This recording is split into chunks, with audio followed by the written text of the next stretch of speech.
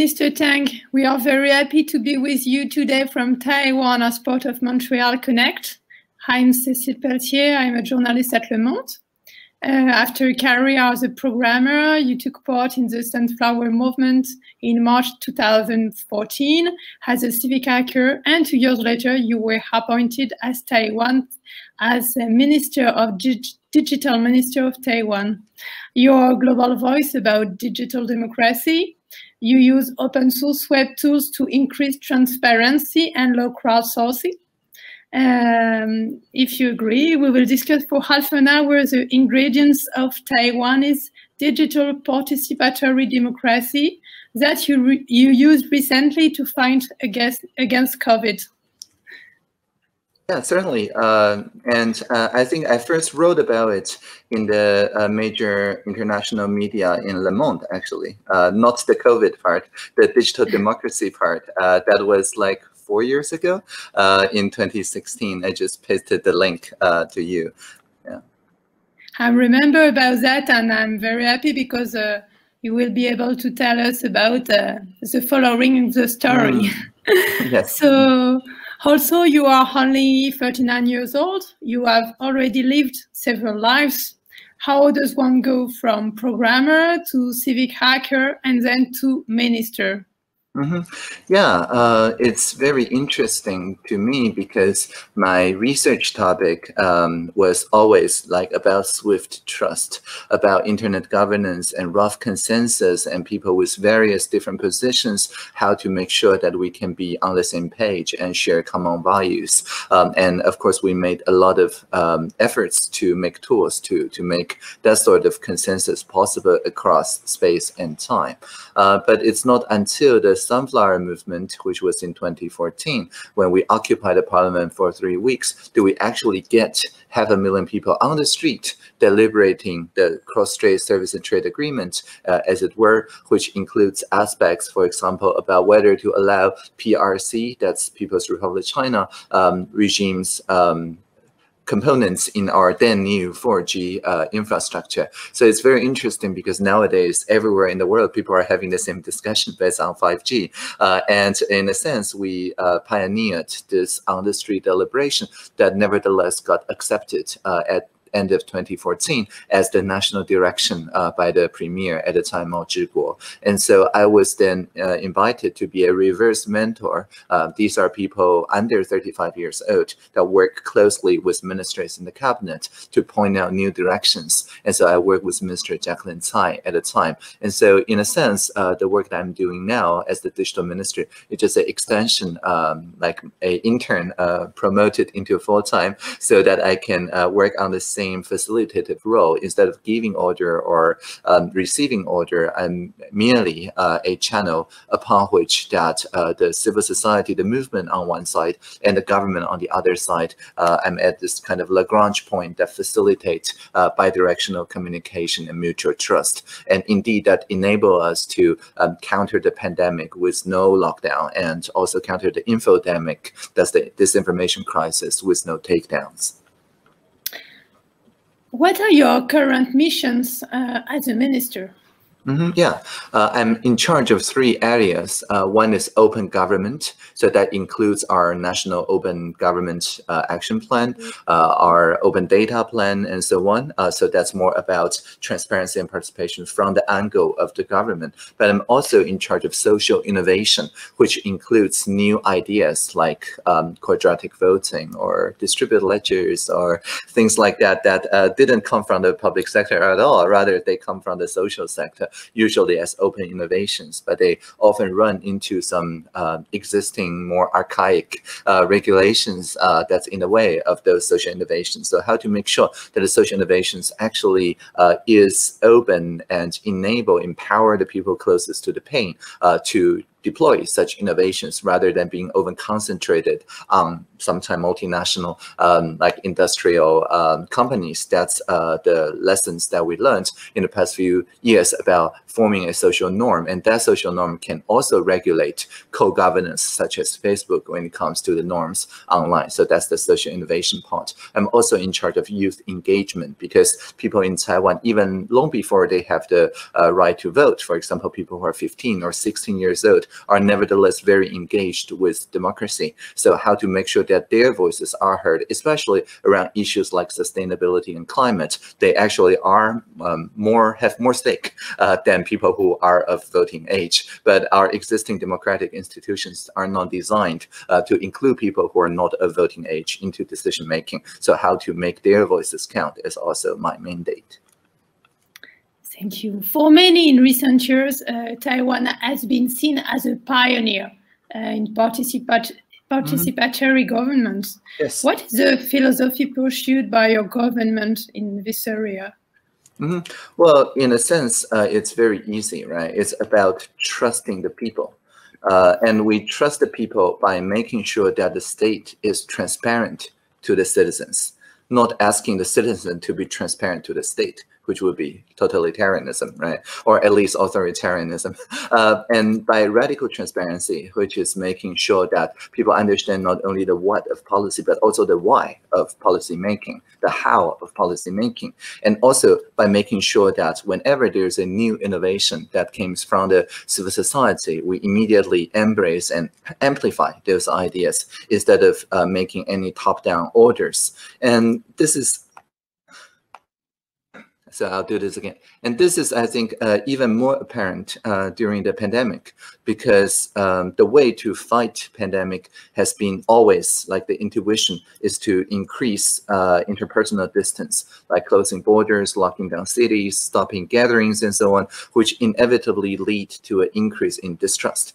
But because we already have this Taiwan model of open government, we were able to prevent the landslide effect of distrust by making sure that we, for example, with the daily press conferences, with this toll-free number 1922, with this idea that anyone with a good idea, for example, making a map of real-time availability of medical masks, or if people who receive the rationed mask and see that they're pink, and when the young boy calls 1922 saying, you're rationing pink mask to me, I can't wear this to school, the very next day, everybody in the live streamed press conference wore pink. And so the boy became the most trendy boy because only he had the color of the mask that the heroes wear, and so on. And also the pharmacists that help us ration out the mask, they were also able to co-create the rules upon which that those masks are rationed, and so on. So just by this very short iteration cycles responding to the here and now in co-creation, instead of waiting for like 2 or 4 years, uploading only 3 bits per person, that's called voting, by the way, we were able to then make sure that people can innovate on the same page, and then we amplify their innovation. That's radically trusting the people.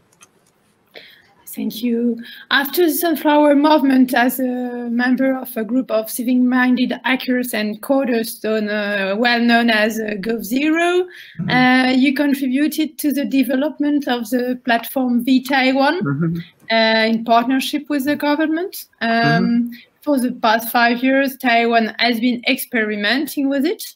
How does this platform work, and what is its purpose? Yeah, sure. So I'm no longer in charge of Taiwan, because after I become the minister, of course, the social sector took over. And so I can only share a little bit of like back in 2015. The basic idea is that it gives a voice for people who do not otherwise have representatives. The first few topics on Taiwan was about, for example, teleworking. And in Taiwan, there's no teleworkers union. There's union in all sorts of different trades, but there's no teleworkers union. And there's another issue about people who crowdfund their companies, but they register their companies at Cayman Islands. And so startups that register at Cayman Islands and receive crowdfunding again, there's no association, there's no association of such startups. And so the traditional way of asking the association to gather the people's voices doesn't work, because these people are like of the emerging classes. There's no existing class, and there's no existing class dynamic that describe these people. And so because of that, each person can only represent their own cases and other people's cases, but there's no representation per se. And so vTaiwan was designed so that these like vast amount of people's feelings and people's first-hand experiences can be made apparent by sharing what people resonate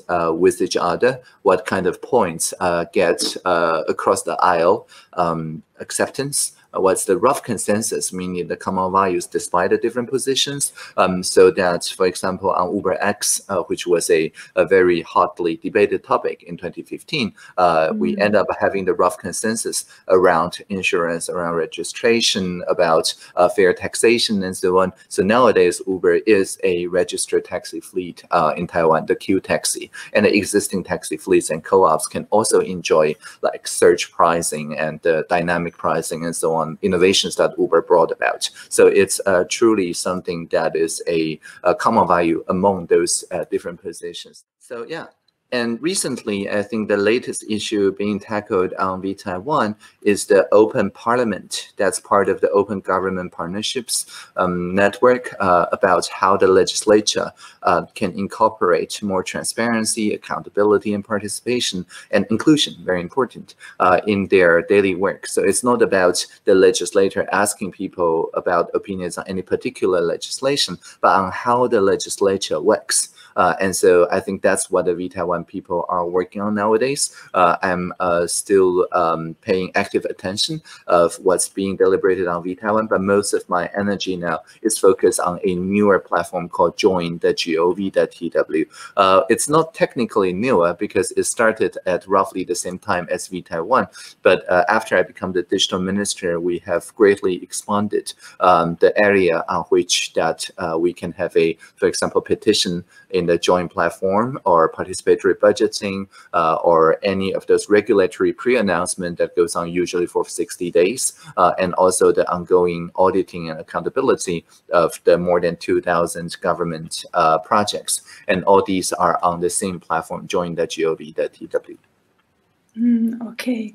You often explain that the platforms at vTaiwan was designed to produce some consensus among all the contributors. Rough consensus.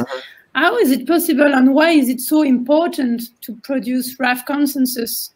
Whereas in a representative democracy, the majority usually prevails.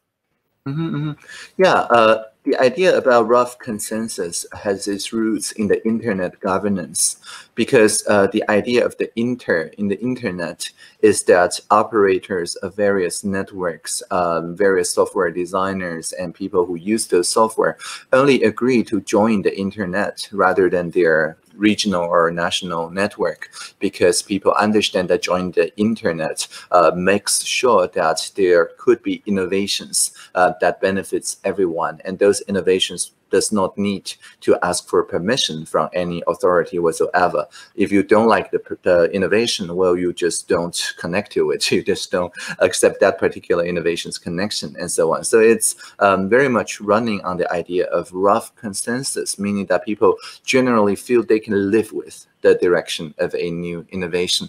If each and every innovator have to win a majority vote before their innovation can be introduced to the public, then we don't have most of the innovations nowadays, because any innovator at the beginning does not have the majority support, right? Almost by definition. And so the idea of rough consensus is very simply to just within a time-bounded period, like 3 weeks or 3 months, get a societal feeling about where should we take this new innovations. It could be self-driving vehicles. It could be like the Uber-like platform economy. It could also be novel things like what should we do for our 5G spectrum auction? What should we do with those extra money that the telcos are paying, and so on. So it could be anything that affects people without any particular like 100% solution, because it's too new to people. And so on those more exploratory, like it's still discovering the effects of a novel technology or social development on people, I think rough consensus is really better than majority vote, because the majority vote only works if on average each person have like more chances to get it right than getting it wrong. But for many emerging situations, that's not necessarily the case. What is Taiwan's main achievements today? Yeah, I think the main achievement is to institutionalize a multi-stakeholder norm in early stage consultations. Previously, because representative democracy was the norm in Taiwan, it's very ad hoc about how the stakeholders need to make themselves heard. But after Taiwan's early success about, for example, about Uber and about Airbnb and so on, people started to learn that there is nothing to fear, nothing to be anxious about 5,000 people joining online, because people feel reasonably assured that if you design the interaction so that it's a pro-social media rather than an anti-social social media, instead of providing divisiveness, you will providing rough consensus to everybody involved. And so, for example, the police tool that reliably produces through AI or assistive intelligence the picture of a rough consensus is then put into use on the joint platform and on many other platforms, including the CoHack platform, that's the coronavirus hackathon, or the AIT, that's the de facto US embassy in Taiwan.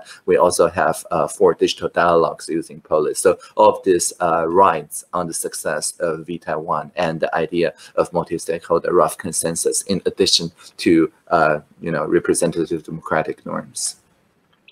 Thank you. Let's talk a bit about the limits now. Some observers, some people say that finally there are not enough people participating in Taiwan, that the people are always a bit the same. Some of them are expert citizens, and that the balance sheet is meager after 4 years of experiment. That the government is not obligated to follow platform recommendation, and that maybe there would be a lack of political will. Yeah, I think because the government usually, if you want them to be held like absolutely accountable instead of just consultative, there really need to be an enabling law in it.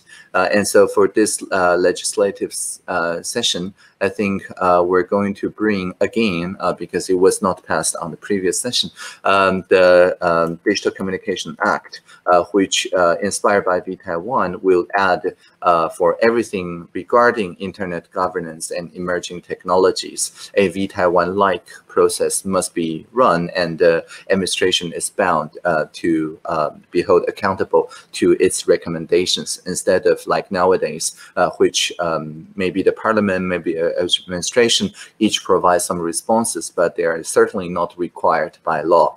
And so we look forward for this legislature to pass the Digital Communication Act, which will basically make it binding for a Taiwan-like process to go through. But I also must say that the citizens' initiatives, the petitions, that part have more than half of the population joining. And so just today, we're looking at like more than 5 citizen initiatives that each has passed the 5,000 people threshold. All in all, people who have viewed or seconded to the participation website at Join has already exceeded half of our population. That's 12 million people. And so it's not a small number. Of course, there are professional citizens, because we see recurring topics, for example, about the movement to push for more vegan food.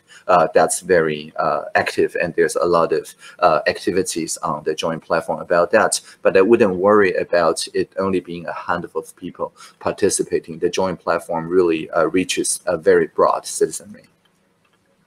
Yeah, actually, as you said, Taiwan has also been running since 2015 a second civic engagement platform, Join.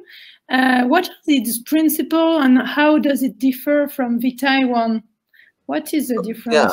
If VTaiwan was the research project, then Join is the deployment project. So the idea of VTaiwan always is that the social sector takes care of the research. But a Join platform is running on public budget, and each and every ministry have a team of participation officers or POs in charge of handling all the issues on the Join platform. And so it's has a more than 100 participation officers and their assistants, their supervisors, and so on, dedicated to communicate to. We often joke about if the parliamentary officers talk to MPs, if the media officers talk to journalists, then the participation officers talk to hashtags. The problem is, of course, the hashtag, when they talk back, they talk in very high volume and velocity. And so the idea of listening at scale, how to make sure that we can engage the hashtags meaningfully, is the specialty of participation officers. So it being state-run, it being run by career public service, and also it has a lot of support crew. For example, the participation officer of the Ministry of Health and Welfare lives with a companion animal called Zongchai. It's a Shiba Inu. And so each and every health and welfare related, especially COVID related consultation and science and other, I don't know, this is maybe telling you not to sneeze, without covering your mouth. This is talking about physical distancing, outdoor 3 dogs, indoor 2 dogs. Sorry, the other way around, outdoor 2 dogs and indoor 3 dogs. And remember to wear your mask. But what does the mask do? Well, a mask protects yourself from your own unwashed hands, and so on. So these are the superpower, I guess, of the participation officers to effectively engage hashtags, and this is what we call humor over rumor. For the moment, Join is limited to national issues. Could it be used otherwise? I think I heard that some people ask questions about foreign affairs, about constitution.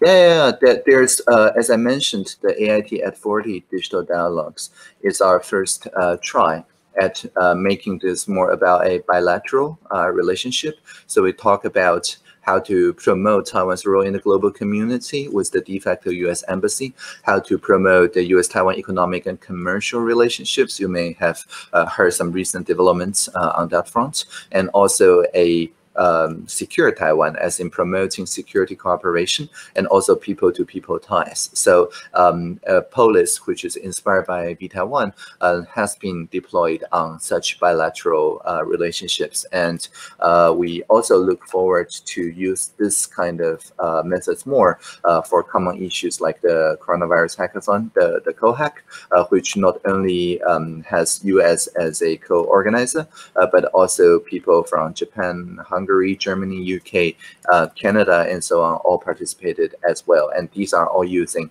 a VTaiwan inspired process. Okay. What conclusion can be drawn from Join as far as sure. until now? Sure. So I think there's 2 lessons. One is that on the internet, we don't have to maintain social distancing. So even on the height of the pandemic in Taiwan, or especially because people have more time online, I guess, digital spaces enables everyone to have a voice and a part to play. And so it's definitely an enabling technology, but only if you have broadband as a human right, of course. And the other lesson is that the social innovators who take a look at the current policies being debated on Join, they are not limited to just pushing the government to do things. They can often see what the people want and then just go ahead and do it anyway. They don't have to wait for the government. So this enabled the social sector, in a sense, to pioneer alternate versions or visions of government digital services. We see it, for example, in the mask availability map and many other GovZero projects. And so the government's role is rather, instead of someone who runs procurement project, we run often reverse procurement project, as in the civil society already have a demo and it's working great. And all we have to do is just to deliver the data and API to support such social innovations to happen. And so this enabled the government to see accountability not as a one-way street of the government accountable to citizens, but also a multi-way street where people can co-create something for the better. And so I think that's another lesson. How foreign interference in the form of fake news, and especially Chinese ones, could they impact the public opinion and the working of these platforms? Yeah, we have found that humor over rumor really works. There's no sort of foreign interference that runs on outrage can dominate the discussion so much so that our humor doesn't work. So far, it seems like when people laugh about something, they become vaccinated against disinformation. And so the main idea is just to, when we learn about a trending disinformation campaign, always within 60 minutes, we roll out a timely response that's very funny. And so because of that, the disinformation would not have much of an effect. And so the idea is to have the social sector professional journalists, part of the international fact-checking network, working with citizens who flag anything in their even end-to-end encrypted channels as potential propaganda or disinformation. And once the journalist fact checks it, not only we give our own version of what we know, like piece of the puzzle, but we also made sure that the ideas, for example, there was one during our election, which is clearly a foreign interference that says Hong Kong people are being paid 20 million to kill the police, unquote. And instead of taking anything down, we don't take anything down from the administration. We just make sure that we adopt a notice and public notice. By working with the journalist, we make sure that people see that this was originally a Reuters photo and with a very neutral caption. But the new caption was not from Reuters. It was actually a misappropriation of the Reuters photo. And the person, or rather the account, to first push this narrative out is the 中央政法委长安监, which is the central political and law unit of the Chinese Communist Party in the People's Republic of China regime, in the PRC. And so instead of taking anything down, we just made sure that people learn. Actually, it was pretty close to the election, that during our election, there are such attributable disinformation going around. And whenever people share it, we just make sure that on the social media, there's a footnote that says, you know, this is being sponsored by the Beijing CCP. And so that's the basic idea. And if they want to work around that by basically buying precision targeted advertisements on social media companies, we just make sure that we share the norm of honest advertisements, because all campaign donation expense need to be filed as open data for investigative journalism. And we also ban foreign sponsored propaganda in our election campaign. So we hold Facebook and other social media platforms to account. So for example, on the election for the president, this January, there was no foreign-sponsored advertisements at all for any of the campaigns. And also, Facebook also agreed to disclose in real time open data for each and every targeted advertisements when it pertains to political or social issues. Basically, the same standard as our campaign donation finance. So having a strong social norm really helps to tackle the disinformation crisis together. To your opinion, are there platforms, there's experiences are transposable abroad? Or? Yeah, yes. We worked with, for example, the Chulalongkorn University in Thailand. So instead of cofacts.org, which is the Taiwan version of the collaborative fact-checking, if you remove the S from it, so it becomes cofact.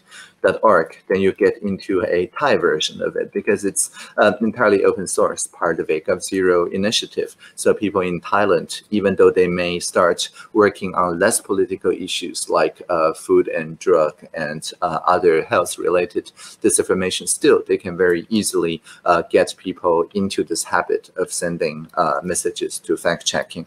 And so even though that the government there may or may not be on the same degree of liberal democracy as Taiwan, there's still a lot to be done in the social sector. The social sector is always transposable. Of course, the government may or may not take it seriously at the very beginning. And my last question, to what extent did your experience in the field of digital democracy help you to design your policy against COVID? Yeah, I would say that radically trusting the citizens really is the singular open government idea. And so instead of forcing anyone to do anything, we just made sure that with cute dogs, everybody understands the science. And with weekly iterations and even daily iterations, like in a live stream CECC press conference, we can form a virtuous cycle. For example, there was a case where a worker in an intimate bar was diagnosed with COVID-19. And in such spaces, of course, the employee is very sensitive to privacy. So they, for the first day, did not cooperate with contact tracers. However, of course, in terms of pandemic prevention, failure to provide contact will lead to significant vulnerability. So this is like a traditional zero-sum thing, right? But the CECC did not invoke sanctions or order nightclubs to close down. Rather, we see that if we don't trust as citizens, then we actually reinforce the stigma society already attached to such workers. And so it can cause business to go underground and actually make things worse, as we have seen in some other jurisdictions. And so fortunately, through open government principles, we just share the science behind it, like social distancing, like droplet infection, how does it work? And that if you have a real contact system, as in if you can contact people when there's an outbreak, so you don't really need to ask for real names and so on. And so such businesses quickly develop a creative approach, such as leaving code names, single-use emails, prepaid mobile phone numbers, providing hats with that has a plastic shield to maintain social distancing. So when even the nightclubs and intimate bars can join the fight together, the prevention effort can garner even more social trustworthiness. So it boils it down to trusting the citizens. It's like the Pygmalion effect. If you trust citizens, citizens become worthy of that trust. But if you don't trust the citizen, then citizens don't have a reason to trust the government or each other either. Audrey Tang, thank you very much for your time. It was, and have a very good day. Thank you. Live long and prosper. See you. Love life and prosper. Bye.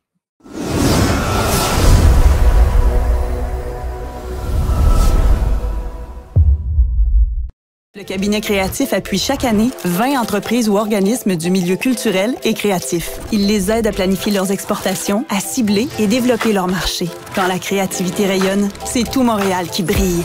Déposez un dossier au cabinet créatif de Montréal.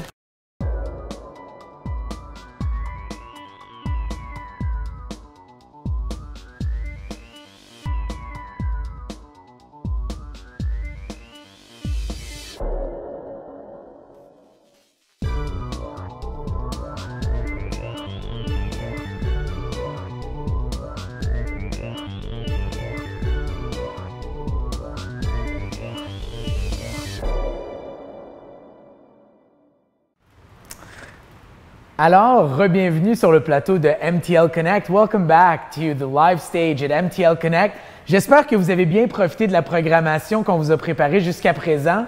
Mais là, je trouvais que c'était pas mal statique. T'sais, on restait sur place, on voit le contenu, on absorbe toute l'information. Il y a beaucoup d'informations. Je pense que c'est le temps de s'activer un peu. Je me suis dit, pourquoi pas se faire un petit workout, tout le monde ensemble. Alors, tout le monde, je vous invite à vous lever de votre chaise, de quitter votre endroit là, de prédilection. Vous êtes en train de regarder le contenu. On se lève debout. Alors, tout le monde, je compte sur vous. On se lève debout. On va faire 4 exercices pendant 1 minute chaque. Là, je n'ai pas mon timer, mais quelqu'un va me donner des cues de 1 minute en studio. Puis ce qu'on va faire, on va faire 4 exercices back-à-back pendant 1 minute. We're going to do 4 workouts for 1 minute each, and we're going to do it twice, OK? Alors, je compte sur vous à me suivre. On se dégourdit les jambes un peu. On va commencer avec 1 minute de mountain climber. Alors, tout le monde à terre, on part ça dans 3, 2, 1, et c'est parti! All right, MTL Connect, la conférence numérique qui vous offre également la chance de vous dégourdir les jambes et de faire un peu d'exercice. Parce que là, c'est sûr qu'on travaille notre muscle principal, donc notre cerveau, mais je pense que ça serait important aussi de travailler le reste de notre corps un peu pour rester alive. You gotta stay alive, baby! OK, en studio, je sais que mes amis sont en train de le faire aussi en arrière de moi. Il reste combien de temps pour le mountain climber? 30 secondes. 30 secondes, on ne lâche pas. Alors à la maison, j'espère que vous êtes tous en train de faire le mountain climber parce que moi, mes cuisses sont en feu. OK, all right. Est-ce que je vais avoir un décompte, studio? 10, 9, oh yes. 8, 7, yep, 6, yep, 5, 4, oui, 3, all right. Alors, on enchaîne avec 1 minute de jumping jack. On part ça dans 3, 2, 1, et c'est parti. Si vous ne suivez pas à la maison, you're not doing it right. That's what's going on. All right. En passant, je vais donner des cours d'aérobie et de gym fitness. Suivez-moi sur Instagram, Armand_Hammer_ pour des cours de cardio fitness en direct. Oh oui! Alors, le timer, ça ressemble à quoi, les amis? 30 secondes. OK. Bon.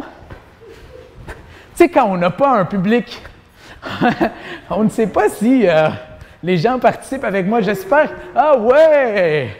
En tout cas, ici en studio, c'est tout le monde est en train de faire des jumping jacks. OK. En tout cas, moi, ça me... Oh, yes. 8, 7, 6, 5, 4, 3, 2, 1. All right. OK. Prochain exercice, on va faire 1 minute de squat. Alors, on part ça. 3, 2, 1. Et c'est parti.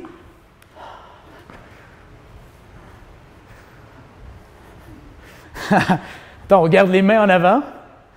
Alors, on descend plus que 90 degrés et on remonte. Oh yeah! I hope you're all following me at home. Hope the chats are going crazy and people are enjoying this live workout with your host, Armin. En studio, ça rigole pas mal en tout cas. Est-ce que je suis obligé de le faire 2 fois? Je pense que oui, hein?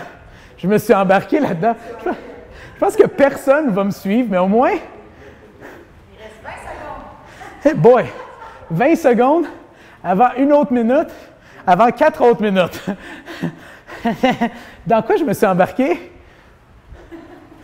OK, Montréal, j'espère que vous squattez. 4, 3, 2, 1. OK, dernier exercice avant qu'on recommence. On fait des lunges. On part ça dans 3, 2, 1. C'est parti. C'est bien important de garder la bonne forme. Mon caméraman Phil, il accepte. Il dit qu'il fait des bons squats et des bons lunges, Armand. Guys and girls, I don't know how I'm going to do the second round, but I hope you are joining me at home and stretching your legs. Oh yeah! Fait soudainement plus chaud en studio, hein? 20 secondes. Ah. J'espère que maman me regarde. Maman, je fais des squats et des lunges. Wouh! Ah. OK. Le décompte, ça ressemble à quoi?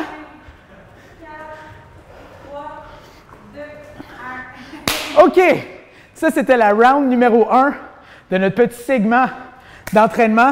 Est-ce qu'on y va pour une deuxième de suite? Tout le monde dit oui. Bon, on recommence. On va y aller avec les jumping jacks pour commencer. 3, 2, 1. Ah. Bon. Ouais, il commence à être fatigué. Si vous faites ça à la maison et que vous n'êtes pas fatigué, dans le chat, envoyez-moi votre routine. Parce que moi, après 5 minutes, je suis crevé. All right. Tout le monde me suit toujours? Oui, on te suit. Nice. OK. Ouais, plus vite, là. Ouais, push, push, push.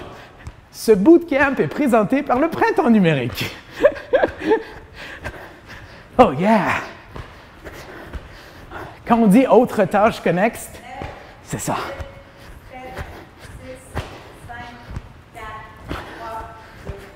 OK, on y va. Mountain climber. 3, 2, 1. C'est parti.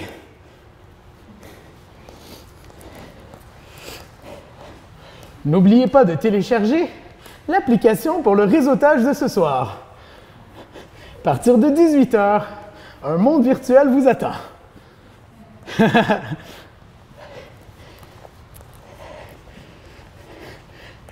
Ils n'ont pas lavé les planchers? C'est pas vrai. Le studio est extrêmement propre.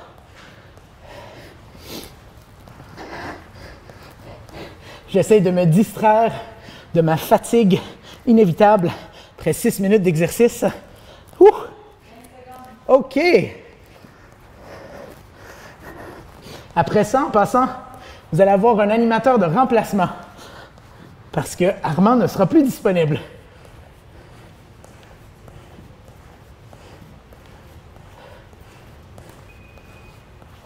OK.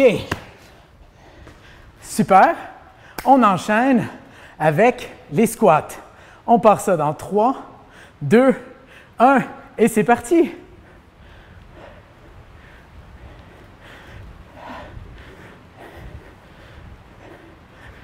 Tout est correct? OK, super. Moi, ça va, top shape.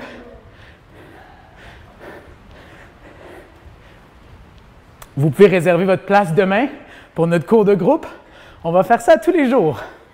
Moi, je vais éviter d'aller au gym de l'hôtel et on se retrouve ici à tous les jours pour un rendez-vous cardiovasculaire signé Armand. 20 secondes. Tu n'avais pas tort, Phil. C'est sûr que je vais être fatigué après tout ça. Oh yeah. I hope everyone at home is breaking a sweat and you're working out. Got to be active. If we're going to work our brain muscle, we got to work our muscles. OK. Dernier exercice. 1 minute. Il nous reste, c'était quoi déjà? Des lunges. On part ça. Je vais vous donner mon côté gauche. Dans 3, 2, 1. All right.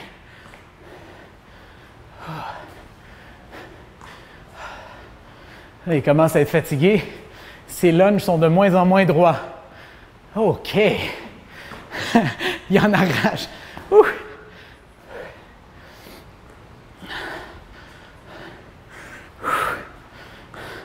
Montreal, I hope you're lunging. Woo! OK. Shout out à mon entraîneur Fred Archambault du Nautilus. You're the man, Fred.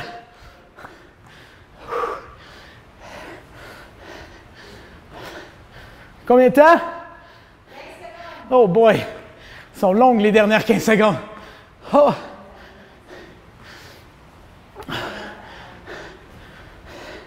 Ah! Ah!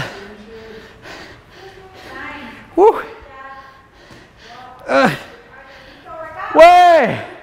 MTL Connect! We did it! Alors, je vais aller prendre une petite douche et me charger. Je vous aime. On se retrouve très prochainement pour le reste de la programmation. Votre animateur Armand À tout de suite!